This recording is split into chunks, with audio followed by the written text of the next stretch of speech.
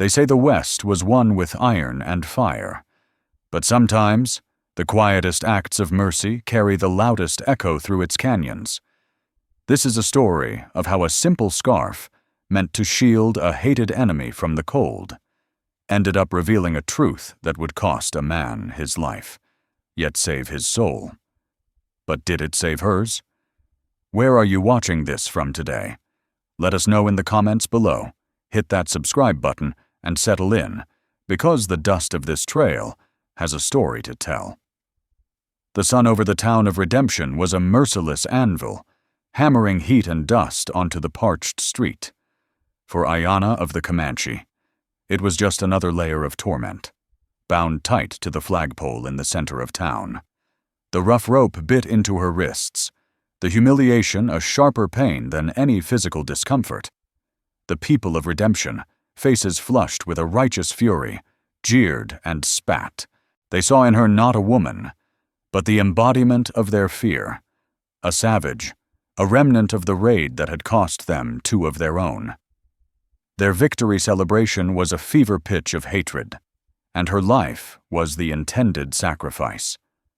Among the crowd stood Jacob, his presence as weathered and solitary as the lone butte on the horizon. He was a ghost in his own life, hollowed out by a grief so profound it had silenced his world 2 years prior, when a different raid, won by bandits, not natives, had stolen his wife, Sarah, and their young son, Luke.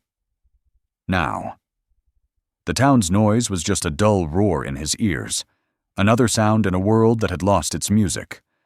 The sheriff, a portly man named Gable, whose authority came more from his gut than his gun, clapped a heavy hand on Jacob's shoulder. "Jacob, you're on watch tonight. Keep an eye on her. Make sure she don't try nothin' before the hangman gets his due in the mornin'." Jacob didn't argue. He didn't do much of anything these days, but what he was told. He nodded, his gaze drifting to the woman at the pole. He saw the defiance in her posture, the proud lift of her chin against the jeers. He saw the bruises blooming on her dark skin, the exhaustion that pulled at the corners of her eyes. He saw a prisoner, but his hollow heart felt a flicker of something else. Not pity, not yet, but a faint, ghostly resonance of shared suffering. As dusk bled purple and orange across the sky, the crowd thinned, their thirst for vengeance momentarily slaked, leaving behind a charged silence. The air grew cold with the swiftness of the high desert. Ayanna, clad in a simple torn buckskin dress, began to shiver, her body betraying the stoicism of her face. Jacob watched from the shadows of the general store porch, the whiskey bottle in his hand doing little to warm the chill inside him. He remembered Sarah, how she hated the cold, how she would wrap herself in the colorful woolen scarf he'd bought her at a St. Louis fair. The memory was a physical blow. The scarf was still in his saddlebag, a relic he couldn't bring himself to discard. On an impulse he didn't understand, he pushed himself to his feet. He walked across the dusty square, ignoring the suspicious glare of the one other man left to stand guard, a lanky youth named Billy. He approached Ayanna, who tensed, her dark eyes narrowing, expecting a blow or another insult. Instead, Jacob reached into his saddlebag and pulled out the scarf, a vibrant slash of red and gold against the muted tones of his world. Wordlessly, he stepped behind her. He could feel her slight frame trembling. As he gently wrapped the soft wool around her shoulders, his hands brushed against the curve of her stomach beneath the thin dress. And then he felt it. A gentle, but unmistakable, flutter. A movement. Life. Jacob froze, his knuckles grazing her back. It wasn't just the cold making her tremble. He pulled his hands back as if burned. The world, which had been a dull, distant roar, snapped into sharp, deafening focus. The gentle kick from within her womb was an echo of a ghost, a phantom limb of his own past. He remembered the first time he'd felt Luke kick inside Sarah, the overwhelming wave of awe and terror and fierce, protective love.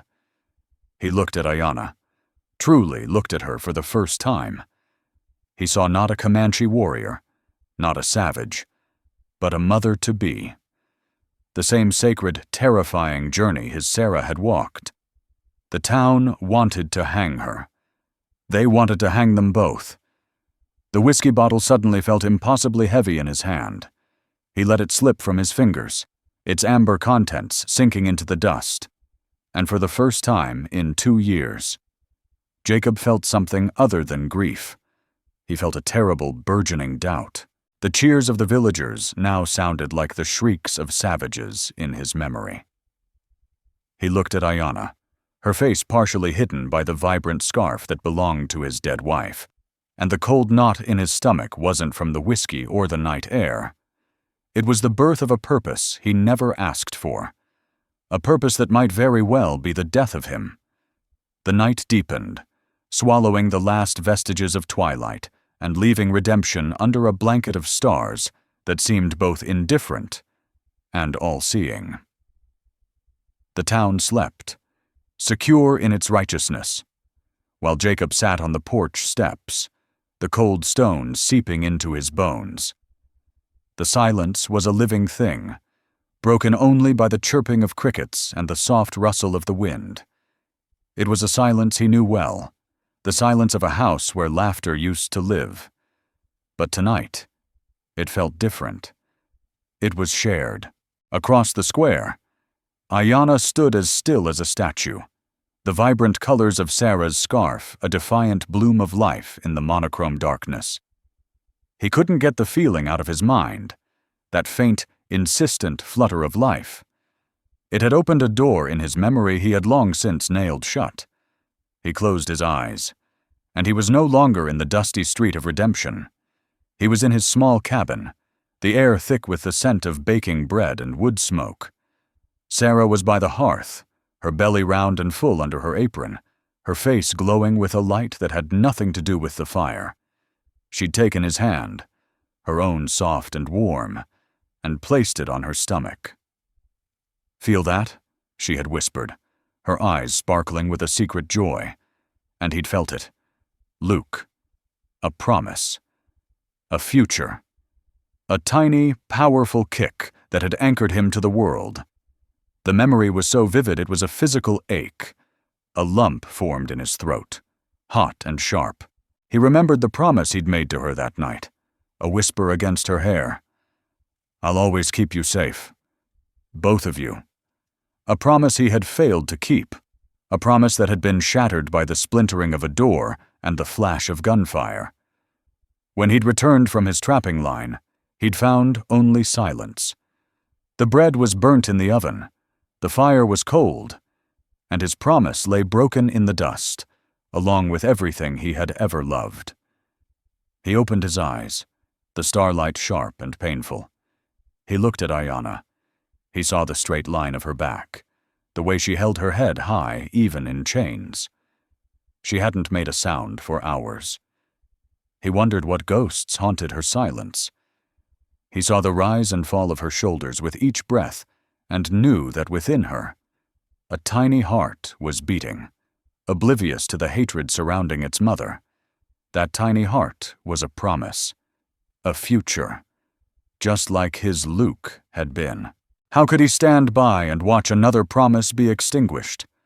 Ayanna could feel the man's eyes on her. He was different from the others, the shouting ones, the spitting ones. They were simple. Their hate was a fire that burned hot and fast. This one's sorrow was a slow-burning ember, a deep, pervasive heat she recognized. She had seen it in the eyes of the women in her own tribe after a bad winter or a lost hunt. It was the look of someone who had watched their world burn. His act with the scarf was not something she understood, but it was not an act of hate. It was something else, something more complex. The wool was soft against her skin, carrying a faint, sweet scent of lavender and old memories that were not her own. It was a strange comfort. She shifted her weight, a dull ache spreading through her back. She thought of her husband, Black Hawk. She remembered his hand, strong and gentle, resting on her stomach just as this stranger's had. They had been tracking a small herd of buffalo, dreaming of the life they would build for their child. Then the world had turned to smoke and thunder, the long rifles of the settlers, the surprise attack. She had been separated from him in the chaos. Her last sight of him, a desperate charge into a line of gunfire. Her silence was not just defiance. It was a cocoon of grief, a sacred space where she held on to his memory and the life they had created together. Jacob stood up and walked slowly toward her, his boots scuffing softly in the dust.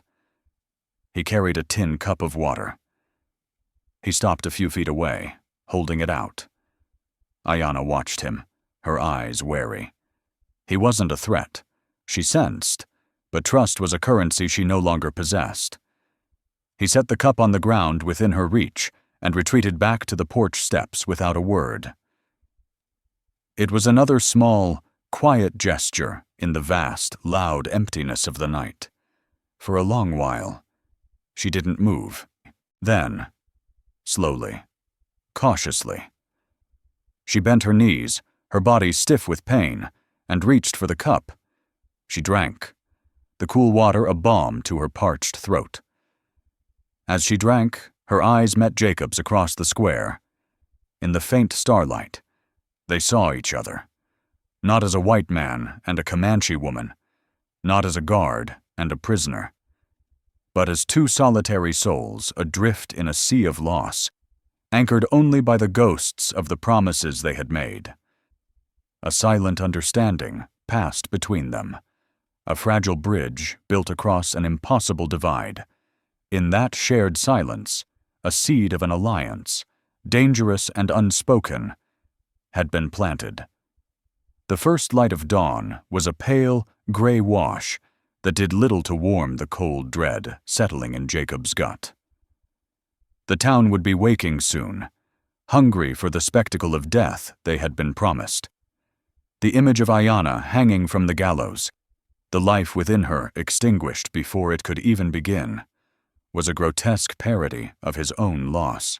The promise he had made to Sarah, "I'll always keep you safe," echoed in his mind, no longer just a lament for the past, but a call to action for the present. He couldn't save his family, but maybe, just maybe, he could save this one. Redemption wasn't the name of the town, it was a debt he had to pay. His mind, long dormant and clouded by grief, began to work with a clarity that surprised him. A plan began to form, desperate and fraught with peril. He knew the town's rhythms, the sheriff's habits. Gable was lazy, especially after a night of celebratory drinking. The other guard, Billy, was young and easily distracted. The key would be timing. There was a storm predicted for the following night, the kind of violent, wind-whipped deluge that sent everyone scurrying indoors and turned the streets to a muddy quagmire. It would provide the perfect cover. He spent the day in a haze of feigned normalcy, his every action a carefully calculated step. He went to the general store, buying flour and bacon, just as he did every week. But he also bought an extra length of sturdy rope and a small, sharp knife, tucking them away. He spoke to the stable owner about a loose shoe on his horse, a pretext to check on the animal's readiness and to subtly inspect the other horses, noting which ones were fastest. He was a ghost moving through his old life. But now he had a purpose. Each smile he forced, each nod to a townsman who had called for Ayanna's death, felt like a betrayal. But it was a necessary mask. Meanwhile, Ayanna watched. She saw the change in the quiet man. His sorrow was still there, a deep current beneath the surface, but now it was channeled, focused. She saw him talking to the stable owner, saw the way his eyes scanned the rooftops and alleys as he walked. He was no longer just a passive observer. He was hunting for something, an opportunity. Her own senses, honed by a life in the wild, told her that the world was holding its breath. The air was heavy, the sky a bruised-looking yellow to the west. A storm was coming. The wind carried the smell of rain, and something else. A chance. Her mind drifted back again, not to the horror of the attack, but to the time before. She remembered her grandmother teaching her which plants could soothe a fever, which roots held water, how to read the clouds and the behavior of animals. She remembered Black Hawk, teaching her to make a smokeless fire, to move without a sound through dense brush. He had been preparing her, preparing them both for the child. "Our child will need to be smart and strong," he'd said, his hand on her belly. "They will need to know the ways of the earth, for the world of men is becoming a dangerous place." These memories were not just ghosts of a life lost. They were tools. Lessons in survival she had never needed more than now. She clutched the woolen scarf, the strange, soft totem from her silent protector. It was a link to his world, and now it felt like a promise. That evening, as Jacob took up his watch again, the atmosphere was thick with anticipation. The wind was picking up, rattling the signs of the storefronts. Sheriff Gable, smelling of whiskey and self-importance, gave Jacob his orders. "Storm's brewin', so keep sharp. Wouldn't want our guest to catch a chill and die before we can give her a proper send-off." He chuckled at his own cruel joke and lumbered off toward the saloon. Later, under the cloak of a moonless, cloud-choked sky, Jacob moved. He walked not to the porch, but directly to Ayanna. He knelt in front of her, his face grim in the flickering lantern light from a nearby window. He didn't speak. He simply held up the small, sharp knife. Ayanna's eyes locked on the blade, then lifted to his. There was no menace in his expression, only a desperate urgency. This was it. The moment. He was offering her not just a weapon, but a choice. A path away from the gallows that led straight into the unforgiving wilderness, with a man she barely knew. A man who was himself an outcast from his own people. She remembered Black Hawk's words. The world of men is becoming a dangerous place. He had been right. But perhaps, just perhaps, not all men were the same. She gave a single sharp nod. It was a leap of faith into a storm, both literal and metaphorical. In that silent agreement, their two separate pasts, filled with loss and broken promises, converged into a single, desperate, and shared future. The first fat drops of rain began to fall, spitting in the dust like scattered seeds of rebellion. The wind howled like a hungry wolf, tearing at the flimsy structures of redemption and driving sheets of rain sideways through the streets. The world had dissolved into a churning chaos of darkness, mud, and noise, the perfect chaos Jacob had been counting on. Under the cover of the deluge, he worked quickly, his knife slicing through the thick ropes binding Ayanna's wrists. The fibers parted with a satisfying rasp. She was free. For a moment, she stumbled, her limbs stiff and protesting after being held in one position for so long. Jacob grabbed her arm to steady her, his touch firm and reassuring. "The stable," he whispered, his voice nearly snatched away by the gale. "My horse is ready." Ayanna nodded, pulling the woolen scarf tighter around her shoulders. The vibrant colors were now dark and sodden, clinging to her skin. It was her only shield against the biting cold. They moved as one, two shadows flitting through the deeper shadows of the alleyways. The town was blind and deaf, its citizens hunkered down against the storm's fury. The roar of the wind and the drumming of the rain masked their footsteps, turning the entire world into a curtain for their escape. They reached the stable, the air inside thick with the warm, earthy smell of hay and animals. Jacob's horse, a sturdy buckskin gelding, nickered softly as he approached, He had already saddled him. As he tightened the cinch, a floorboard creaked in the hayloft above. Jacob froze, his hand resting on his horse's flank. Ayanna flattened herself against the rough wood of the stall, her eyes wide, every sense screaming. They weren't alone. Well, a voice slurred from the darkness above. Look what the storm blew in. A lantern was lit, casting a grotesque, dancing light. Perched in the loft was Cletus, one of the mayor's cronies, a man known for his cruelty and his love of cheap whiskey. He held a bottle in one hand and a pistol in the other, his grin a slash of yellow in the flickering light. Saw you earlier. Jacob, poking around. Figured a gutless wonder like you might grow a spine at the wrong time. The sheriff owes me $5 if you did something stupid. Looks like I'm collectin'. Jacob pushed Ayanna behind him, his body shielding hers. This has nothing to do with you, Cletus. Go back to your bottle. Oh, I think it does, Cletus sneered, his eyes lingering on Ayanna. Lettin' a savage loose. That's a hangin' offense. Or maybe we just settle it right here. Cheaper than a rope.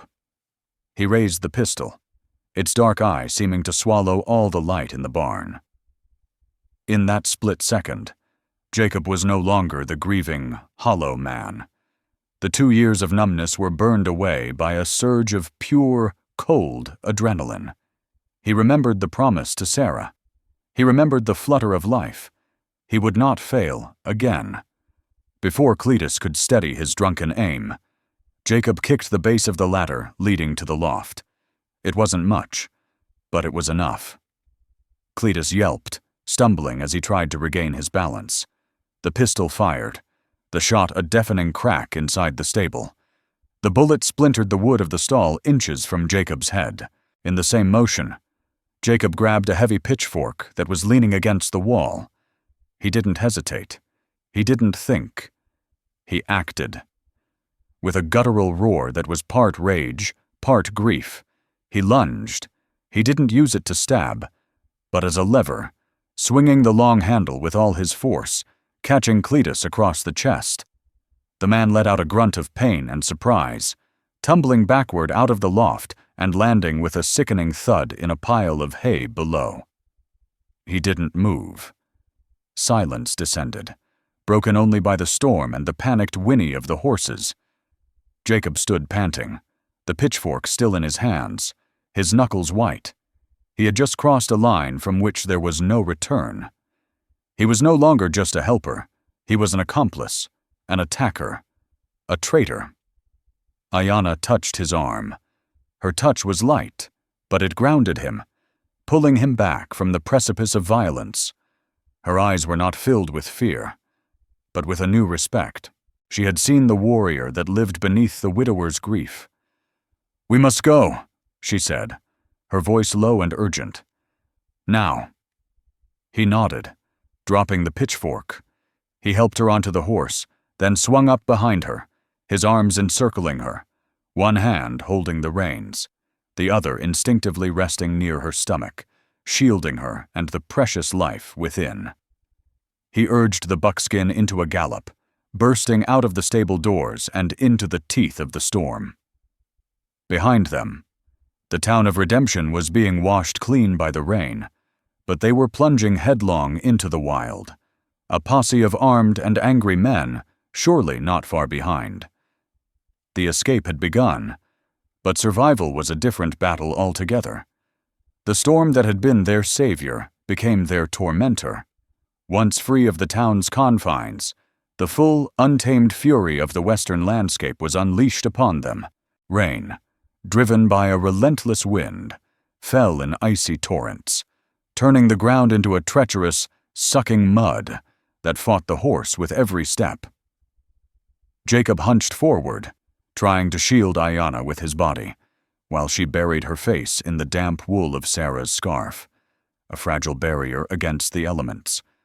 They were a single, desperate entity, moving through a world that wanted to swallow them whole. They rode through the night, guided only by Jacob's instinct and the faint, intermittent glow of lightning that illuminated a stark and unforgiving terrain of jagged rocks and skeletal trees. The horse, valiant and strong, began to tire, its breath coming in ragged, steaming bursts. Jacob knew they couldn't keep this pace. When the first hint of a bruised dawn light broke through the receding clouds, he steered the gelding into a small hidden copse of cottonwoods nestled in a shallow ravine. They dismounted, their bodies aching and stiff with cold. Ayanna stumbled, her exhaustion finally overwhelming her stoicism. Jacob caught her, his own weariness a heavy cloak. "We rest here," he said, his voice hoarse, "just until full light." Ayanna surveyed their surroundings with an expert eye. The storm had washed away their tracks, a small mercy, but the open country ahead would leave them exposed. "We need a fire," she stated, her teeth chattering. "But smoke will bring them." She began to search the ground, her movement slow but deliberate. She gathered damp twigs and dry inner bark from the lee side of a fallen tree, her knowledge of the wilderness taking over. Jacob watched, amazed at her resilience. He had lived in this land for years, but he had only ever fought against it. She seemed to understand its language. Using the small knife he had given her and a piece of flint she produced from a hidden pouch in her dress, she began to strike for a spark. Her hands were numb, her fingers clumsy with cold, but she persisted with a singular focus.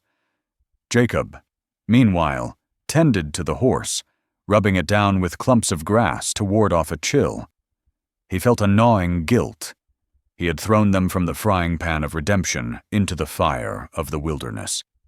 He had acted on an impulse of conscience, but he had no real plan beyond flight. He looked at Ayanna, huddled over her task, and realized with a sinking heart that he was as much a danger to her as a savior. Finally, a tiny spark caught in the tinder. Ayanna blew on it gently, coaxing it, nurturing it.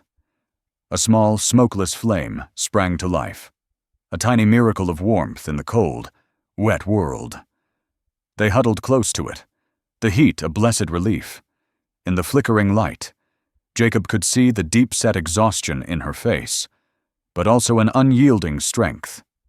"Black Hawk, my husband, he taught me," she said softly, her first unsolicited words about her past. She looked into the flames, her eyes distant. "He said a fire that gives warmth without giving you away is a skill worth more than any weapon." The mention of her husband hung in the air between them. It was a ghost, just like Sarah was for him, a shared landscape of loss. "My wife, Sarah," Jacob found himself saying, the name feeling strange on his tongue after so long. She made this." He touched the edge of the scarf still draped over Ayanna's shoulders. "She loved colors, said they were a defense against the grayness of the world." Ayanna clutched the fabric. The scarf was no longer just a piece of wool. It was a story, a connection. It was a callback to a life of love, a life he had lost, just as she had. It was a bond woven from their shared grief. As the sun rose higher, they heard it, faint but unmistakable, the distant baying of hounds and the shouts of men. The posse. The storm's gift had expired. Cletus must have woken up, or someone had found him. Panic seized Jacob. His first instinct was to run, to mount the horse and flee blindly. But Ayanna placed a hand on his arm, her grip surprisingly strong. "No," she said, her voice steady. "The horse is tired. They will run us down. Look." She pointed not to the open plains, but up, toward the rocky mesas that loomed in the distance. "There. The rocks are a maze. The horses will be slow. The dogs will lose the scent on stone. We go on foot." It was a gamble. To abandon their only swift means of escape seemed insane. But as he looked into her eyes, he saw not fear, but a calculated strategy. She knew this land in a way he never would. He had to trust her. "All right," he said, his heart pounding. "On foot." They left the horse, a painful sacrifice, hoping its trail would lead the posse astray for a time, with Jacob carrying their meager supplies and Ayanna leading the way. They began their desperate trek into the labyrinth of stone, the sounds of the hunt growing ever closer behind them. They were no longer a guard and a prisoner, but two fugitives, their survival now completely and utterly dependent on each other's strengths and their shared will to live. The sun climbed, turning the rocky labyrinth of the canyonlands into a furnace. The posse was relentless, their shouts echoing off the stone walls, a constant, terrifying reminder that freedom was a fleeting illusion. Jacob and Ayanna pushed onward, their lungs burning, their bodies screaming in protest. Ayanna moved with a grim determination, finding paths that Jacob would have sworn were impassable, her knowledge of the terrain their only advantage. Jacob followed, his role now reversed. He was the one being led, the one being protected. They found temporary refuge in a shallow cave carved into a cliff face, offering a vantage point of the canyon below. From there, they watched the posse, a string of angry figures on horseback, fanning out. Their progress slowed, but not stopped by the difficult ground. Sheriff Gable was at their head, his face a mask of grim fury. "They won't give up," Jacob said, his voice raspy. He looked at Ayanna. She was pale, her hand pressed against her side. The flight was taking its toll on her, on them both. He knew they couldn't keep running. Sooner or later, exhaustion or a stray bullet would find them. He looked around the small cave, his gaze falling on a narrow, treacherous-looking ledge that led around a bend in the canyon. It was a path a person on foot could take, but a horse never could. It was an escape route, but only for one. An idea, terrible and final, began to solidify in his mind. It was the culmination of his journey, the only logical endpoint for the path he had chosen the moment he wrapped that scarf around her. This was his chance to fulfill the promise he had made to Sarah, to pay his debt, not with grief, but with sacrifice.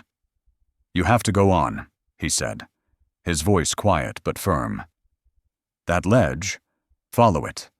It will lead you out of the canyon system to the north. From there, head for the Black River. Your people are sometimes there in the fall." Ayanna stared at him, her eyes wide with disbelief and a dawning horror. "We go together." "No," Jacob said, shaking his head. He reached out and gently touched her cheek. "I can't keep up, Ayanna, and I'm just slowing you down. My fight, it ends here. I can buy you time, enough time to get away clean." His gaze was steady, the hollow emptiness that had defined him for 2 years now filled with a calm, resolute purpose. "You will die," she whispered, her voice breaking. "I died 2 years ago," he answered softly. "This is just settling an account." He pressed the small supply pouch into her hands. "For the child. Tell them about the colors, about a world that isn't all gray." It was a message for his own lost son, as much as for her unborn baby. Tears streamed down Ayanna's face, the first he had ever seen her shed. They weren't tears of fear, but of a profound and painful understanding. In this rough, broken man, she had found the one thing she thought had vanished from the world: true honor. He gave her no time to argue. He kissed her forehead, a brief, chaste gesture that was both a goodbye and a blessing. "Go. Live. That will be my redemption." He watched her hesitate, then turn and disappear onto the narrow ledge, her form silhouetted for a moment against the vast, empty sky. Once she was gone, Jacob took a deep breath. He picked up a few heavy rocks and moved to the edge of the cave's mouth. He could hear the posse getting closer, their voices clearer now. "He went this way," a voice shouted from below. Jacob waited until he saw Sheriff Gable and 2 other men dismount and start to climb the scree slope toward his position. Then, he stood. He made himself a clear target, drawing their fire, drawing their attention away from the ledge where Ayanna was making her escape. "Gable," he roared, his voice echoing through the canyon. "You want a hanging? Come and get it." He hurled the first rock, then the second, not with any real hope of hitting them, but to make his stand undeniable. Rifles cracked, and bullets whined past him, chipping stone from the cave wall. He felt a searing pain in his shoulder and stumbled back. He looked down at the blood, a strange sense of detachment washing over him. He thought of Sarah's smile, of Luke's laugh. He thought of the flutter of life in Ayanna's womb. He staggered back to the edge for one last look, one last act of defiance. Another shot rang out, sharp and final. This one found its mark. Jacob crumpled to the ground, his last sight the endless, indifferent blue of the western sky. Down below, Sheriff Gable's men cheered their victory, never once glancing toward the narrow ledge where a woman, carrying the future within her, was silently making her way to freedom. Jacob's sacrifice had paid the price. He had bought her time. He had found his redemption in the heart of the canyon. The echoes of the gunshots faded, replaced by the lonesome whisper of the wind that snaked through the canyon. Ayanna did not look back. She could not. To look back would be to betray the gift Jacob had given her, a gift purchased with his final heartbeats. Every step she took on the narrow, precarious ledge was a prayer, every ragged breath a testament to his sacrifice. The woolen scarf, now stained with grime and her own silent tears, was clutched in her hand, a talisman imbued with the memory of 2 souls, Sarah's and Jacob's, a story of love and redemption she now carried with her. She traveled for what felt like an eternity, her world reduced to the careful placement of one foot in front of the other, the stone beneath her feet, the vast emptiness to her side, and the weight of the new life within her were her only realities. When she finally cleared the treacherous maze of rocks and descended into the rolling hills to the north, the sun was beginning its descent, painting the sky in hues of orange and purple, the colors Jacob had spoken of, a defense against the gray. She found the Black River, a silver ribbon cutting through the darkening land, just as he had said she would. For a brief moment, hope, fragile and tentative, flickered within her. She knelt at the water's edge and drank, the cool liquid a blessing on her parched lips. She washed her face, looking at her reflection in the twilight. She saw the exhaustion, the grief, but she also saw a flicker of the warrior she had been, and the mother she was about to become. Jacob had bought her this moment of peace. But the West is a land of cruel ironies. It gives with one hand and takes with the other. As Ayanna rested, gathering her strength for the journey ahead, she heard a new sound, different from the posse's heated pursuit. It was the slow, methodical clop of horses, the jingle of spurs. Not a posse, but something else. Out of the twilight emerged 2 riders. They were not lawmen. Their faces were hard, their eyes cold and appraising. They were bounty hunters, scavengers who roamed the territories, drawn to the scent of conflict and coin. They had likely heard of the Comanche prisoner in redemption, her capture a matter of public news and pride. They had not been part of the chase, but had simply been in the right place at the right, terrible time, hunting for any opportunity. They saw her, a lone native woman, exhausted and vulnerable. They saw the price on any Comanche head, a bounty offered by a government that saw her people as obstacles to progress. They didn't see a grieving woman who had just witnessed a great sacrifice. They didn't see an expectant mother. They saw a prophet. Ayanna got to her feet, her hand instinctively going to the small knife Jacob had given her. It was a pitiful defense against two armed men on horseback. There was no defiance in her stance now, only a profound, heartbreaking weariness. She had escaped the town's mob. She had survived the wilderness, all because of one man's act of profound humanity. But Jacob's sacrifice could not save her from the world itself. It could not stop the relentless tide of greed and hatred that was washing over the land. She stood by the Black River, the vibrant scarf a splash of color against the encroaching darkness. She thought of Jacob's final words, "Go. Live." He had given his life so that hers might continue, and it would, in the child she carried. But her freedom, her chance to see that child born into a world of safety, had vanished with the setting sun.